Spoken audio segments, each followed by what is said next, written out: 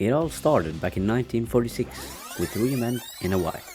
Now, many people don't know this, but SEGA actually stands for Service Games. It was first called Service Games, service standing for military service, and games due to them selling coin-operated machines and jukeboxes for the military. However, the US government constantly banned SEGA for selling the coin-operated machines to the military.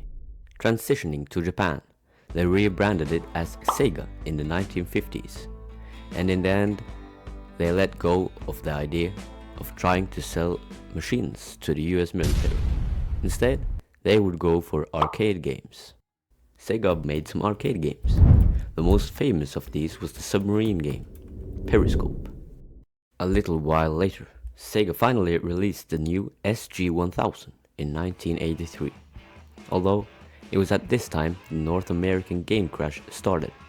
The market got flooded and the competition was sky high. Time went by and SEGA found out that Nintendo also was making consoles. By the end of 1983, the SEGA SG-1000 actually managed to sell over 160,000 units. And this was the start of the console wars. No. Not that kind of war.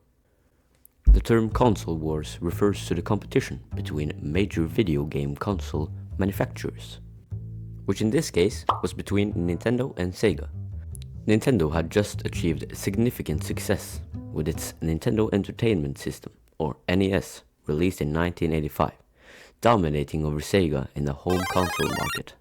The next console was the SEGA Mastersystem in 1985. It first started off in Japan, although the Master System never quite reached the success level they wanted. Desperately, they started selling some Master Systems to the US, but it never quite reached the level of success the NES had.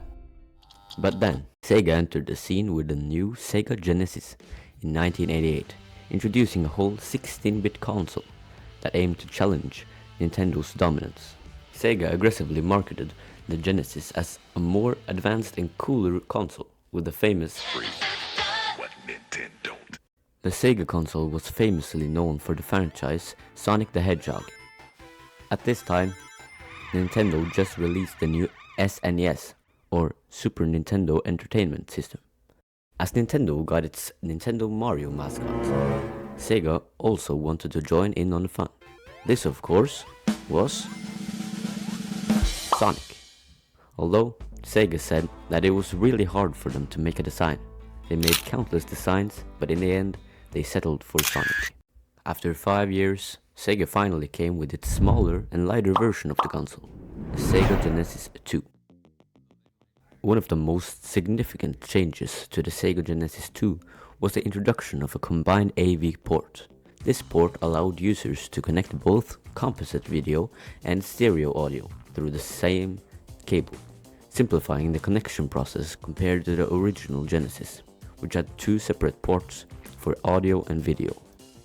In addition, they also released the Genesis Nomad 2 years after the Genesis 2. This device allowed for the same cartridges as the Genesis and Genesis 2, just on a portable device. Genesis Nomad was also the first handheld console to offer 16-bit graphics.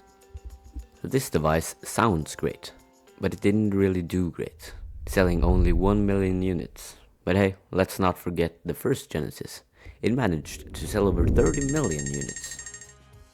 Sega did make another handheld console before the Genesis Nomad, which was the Game Gear in 1990. But of course, Sega never got any peace from Nintendo. Oh, actually, Nintendo was first. Nintendo had just made its world-famous Game Boy. Yeah, you could imagine the competition there.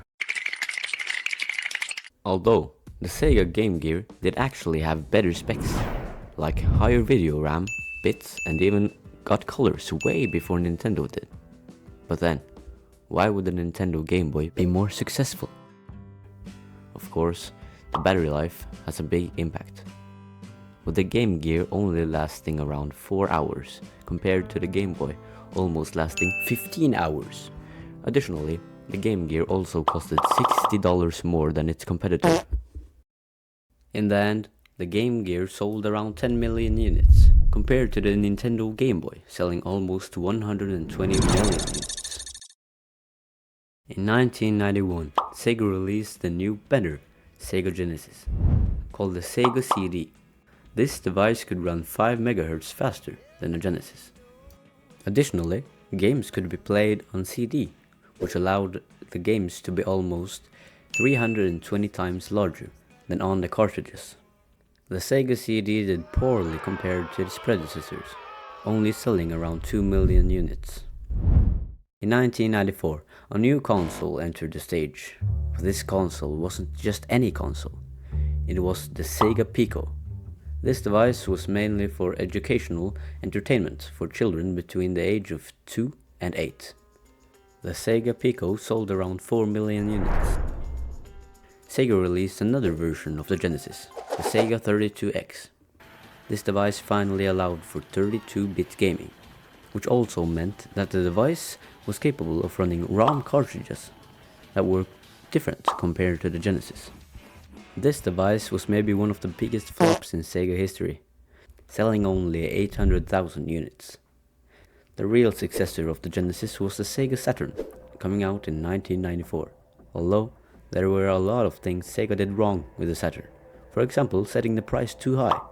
The price of $399 was considered good for the developers, until Sony entered the scene with the PlayStation 1, coming in at a price of $299. Not only that, Nintendo just released the Nintendo 64 the same year. Yeah, maybe it wasn't a successor nevertheless, selling around 9.3 million units. The Sega Dreamcast was probably the final serious attempt from Sega to make a console. It came out in 1998 and the controller was far from normal. Look at this dude. It had a VMU memory card, which also had a tiny screen.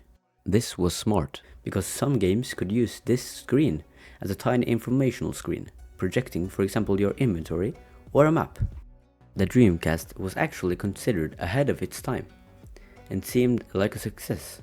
It had many good games and the pricing seemed reasonable, although just 2 years later the PlayStation 2 came out, followed by the Xbox Classic in 2001.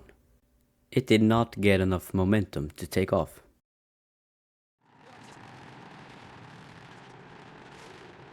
And sold only around 9 million units. In 2001, the Sega Dreamcast was discontinued. With almost all of its consoles doing badly, Sega lost a massive amount of money. Just 1 year after the Sega Dreamcast, they lost $200 million. And at the end of the day, Stop it. Get some help. they stopped making consoles. They rather made games, and to this day, they are making games for all its past competitors. What a nice ending. That's the end of the video. I hope you enjoyed. Please like and subscribe, and with that, I will have you another time.